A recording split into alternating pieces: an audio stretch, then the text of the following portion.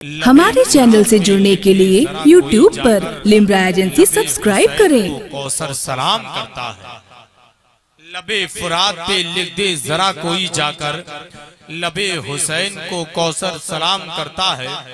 اور عرص طیبی واحدی میں آنے والے دیوانوں آنے والے شیر کو ساتھ لے جائیں اپنے گھر پر کہ ادب سے جھکتا ہے، جھک کر سلام کرتا ہے۔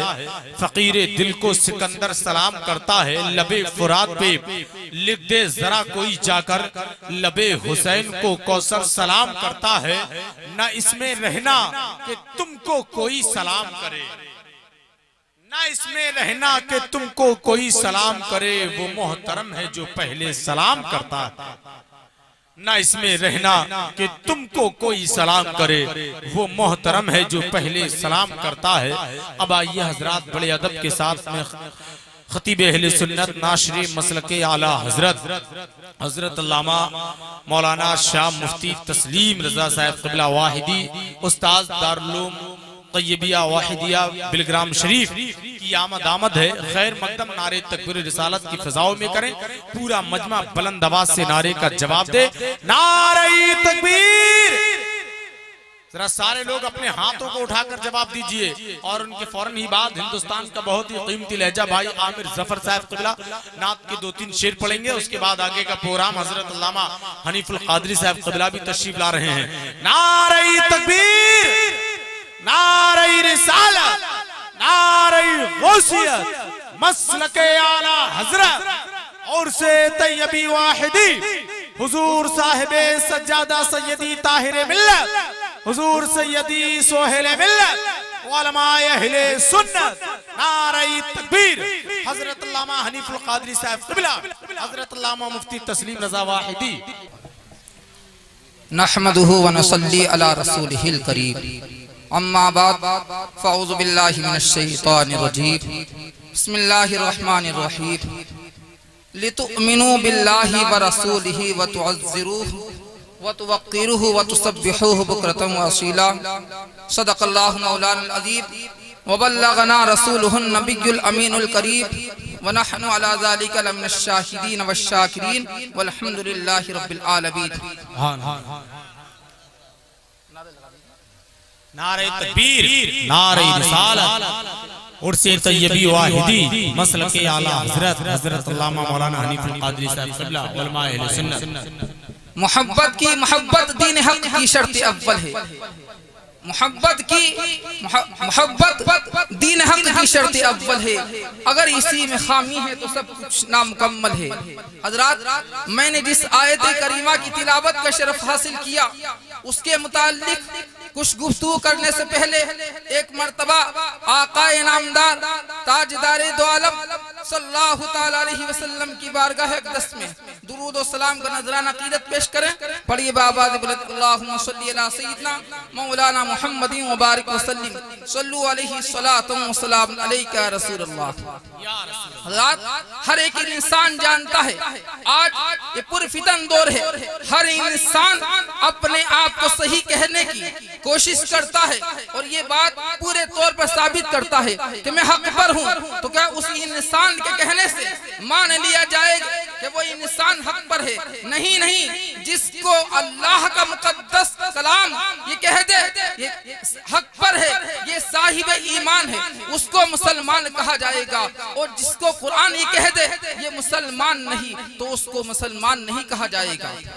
آج کل جبے اور امامے کی شکل میں بہت سے لوگ آپ کو ملیں گے، آپ کا ایمان چھیننے کی کوشش کریں گے۔ حضرات، ان کو ہرگز اپنا امام نہ ماننا۔ ہر جبے والا صحیح نہیں ہو سکتا، ہر امامے والا صحیح نہیں ہو سکتا۔ اگر صحیح ہوگا تو وہی ہوگا جو کلمہ لا الہ الا اللہ محمد الرسول اللہ صدق دل سے پڑھتا ہوگا، حضرات وہی صاحب ایمان ہوگا۔ جی، میں نے جس آیت کریمہ کی تلاوت کی، اللہ نے ارشاد فرمایا لِتُؤْمِنُوا بِاللَّهِ وَرَسُولِهِ، اللہ پر ایمان لے آؤ اور رسول پر ایمان لے آؤ۔ قرآن بتا رہا ہے اللہ کے ساتھ ساتھ رسول پر ایمان لانا پڑے گا، ورنہ تمہارا ایمان مکمل نہ رہے گا، پورا نہ ہوگا۔ لیکن اس دنیا پر ایک ایسی جماعت بھی ہے جو صرف یہ کہتے یہ دعویٰ کرتی ہے اللہ کو مانو، اس کے علاوہ کسی کو نہ مانو۔ قرآن کہہ رہا ہے اللہ کے ساتھ رسول کو مانو گے تب تمہارا ایمان مکمل ہوگا، لیکن ایک وہابی فرقے والا کہہ رہا ہے اللہ کو مانو اس کے علاوہ نہ مانو۔ تو حضرات اب کس کو مانا جائے؟ تو ہر ایک انسان سنی صحیح العقیدہ یہ بولتا ہوا نظر آئے گا، ایسی ہزار کتابیں ہم اسے ٹھوکر مار دیں گے اور قرآن کو مانیں گے، اللہ یعنی اللہ کے ساتھ ساتھ رسول کو مانیں گے۔ حضرات اس کے علاوہ فرقہ وہابیہ آپ دیکھیں گے گلیوں میں نظر آئیں گے، کوچوں میں نظر آئیں گے، سیدھے سادے مسلمان کو جہاں دیکھیں گے برگلانے کی کوشش کریں گے اور یہ کہیں گے بھائی کسی کو برا نام کہو، وہ تو ہمارا دینی بھائی ہے، یہاں تک کہ کافر کو بھی کافر نہ کہو۔ ان سے پوچھا جائے جب قرآن مقدس جیسی عظیم کتاب کافر کو کافر کہہ رہی ہے تو ہم کیوں نہ کہیں؟ اگر ہم نہ کہیں گے تو قرآن کی سنت ادھوری رہ جائے گی، اس لیے ہم قرآن مقدس پر عمل کرتے ہوئے کافر کو کافر کہتے ہیں، مسلمان کو مسلمان کہتے ہیں۔ حضرات اس کے علاوہ آپ دیکھیں گے جہاں سیدھے مسلمان بھائی کو پکڑتے ہیں بھائی نماز کے لیے چلو، ارے نماز سے پہلے بھی اگر کوئی چیز ہے تو ایمان ہے۔ اللہ نے جہاں متقی کی صفت بیان کی تو اللہ نے یہ نہیں فرمایا اے لوگوں نماز پڑھو، بلکہ اللہ نے ارشاد فرمایا ھدی للمتقین الذین یؤمنون بالغیب، پرہیزگاروں کے لیے ہدایت ہے۔ قرآن مقدس پرہیزگاروں کے لیے ہدایت ہے۔ اللہ نے ارشاد فرمایا الذین یؤمنون بالغیب، جو غیب پر ایمان رکھتے ہیں، اور غیب ہر ایک انسان جانتا ہے، یہ عقائد میں سے ہے۔ جب تک انسان غیب کا عقیدہ نہیں رکھے گا اس کا ایمان مکمل نہیں ہوگا، کیونکہ قرآن کی بے شمار آیتوں سے یہ ثابت ہے کہ اللہ نے اپنے حبیب پاک صلی اللہ تعالی علیہ وسلم کو علم غیب عطا فرمایا۔ تفسیر صحابی کے متعلق تفسیر صحابی میں تحریر فرمایا اللہ نے اپنے حبیب پاک صلی اللہ علیہ وسلم کو تمام مخلوق سے زیادہ علم عطا فرمایا۔ اگر ہم اللہ کے نبی صلی اللہ تعالی علیہ وسلم کے علم غیب کو نہ مانیں گے تو حضرات ہم کافر ہو جائیں گے۔ اللہ نے ارشاد فرمایا تم بعض کتاب پر ایمان رکھتے ہو اور بعض کا انکار کرتے ہو، اور ہر ایک انسان جانتا ہے جو قرآن کی ایک آیت کو کیا ایک حرف کا بھی انکار کر دے گا وہ دائرہ اسلام سے خارج ہو جائے گا۔ تو لوگوں اس بات کی ضرورت ہے کہ ہمیں اپنا عقیدہ صحیح کرنا چاہیے، غیروں سے میل جول نہیں رکھنا چاہیے، یعنی بدعقیدوں سے تال میل نہیں رکھنا چاہیے، اس لیے کہ میرے آقا ہم سب کے آقا نے 1400 سال پہلے ارشاد فرمایا ایاکم و ایاہم لا یضلونکم ولا یفتنونکم، ان کو اپنے آپ سے دور رکھو اور ان کو اپنے آپ سے دور رکھو، کہیں وہ تم کو گمراہ نہ کر دے، کہیں وہ تم کو فتنے میں نہ ڈال دے۔ ایک حدیث میں اللہ کے نبی ارشاد فرماتے ہیں من وقر صاحبہ بدعات فقد اعان علی ہدم الاسلام، جس نے کسی بد مذہب کی تعظیم کی اس نے اسلام کے ڈھانے پر مدد کی۔ تو کیا آپ کلمہ پڑھنے کے باوجود غیروں سے بد عقیدوں سے کی تعظیم کر کے اپنے ایمان کو خطرے میں ڈالیں گے؟ ہرگز ایسا نہ کرنا کہ ایسا ہی وقت آئے، ہرگز اپنے ایمان اور عقیدے کا سودا نہ کیجیے۔ آپ تاریخ اٹھا کر دیکھیے، اگر جنگ اسلام کی پہلی جنگ بدر ہوئی تو یہاں پر 1313 مجاہدین اسلام تھے، ادھر 1000 کا لشکر تھا۔ آپ جو بھی تاریخ پڑھیں گے ہر جنگ میں کفار و مشرکین کی تعداد زیادہ رہی ہے، اسلام کے ماننے والوں کی تعداد کم رہی ہے۔ پھر بھی کیا وجہ تھی؟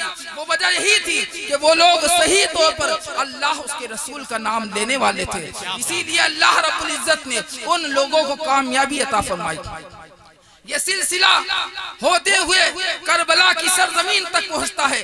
ادھر بھی حضرات یہ ذاتی لڑائی نہیں تھی، یہ اختلافی ویسی لڑائی نہیں تھی حضرات، یہ پرسنل لڑائی نہیں تھی۔ اگر لڑائی تھی تو حق و باطل کی تھی، ایمان و کفر کی لڑائی تھی۔ اس بنیاد پر اللہ رب العزت نے ان لوگوں کو کامیابی عطا فرمائی۔ تو اس اسٹیج سے، ذمہ دار اسٹیج سے یہ میسج پیغام آپ کے حوالے کرتا ہوں کہ ایسا ہی وقت آئے اپنا ذاتی فائدہ کیوں نہ ہو، ہرگز غیر عقیدہ بد عقیدہ बदअकीदा लोगों से आप अपना तालमेल ना बढ़ाए, बल्कि उनको अपने पांव से ठोकर मारकर अलग कर दे। कुरान मुकद्दस इरशाद फरमा रहा है, अगर इस बदअकीदा तुम्हारा भाई हो, तुम्हारा रिश्तेदार हो, तुम्हारा बाप ही क्यों ना हो, उनसे अपना ताल्लुक अलग कर दो। जब कुरान मुकद्दस उन लोगों से ताल्लुक रखने का हुक्म नहीं दे रहा है, तो लोगों आप क्यों ताल्लुक रहे हो? जरूरत इस बात की है कि हम उस अकीदे पर रहें जिस पर अल्लाह के रसूल और सहाबा इकराम पाबंदी के साथ कायम रहे।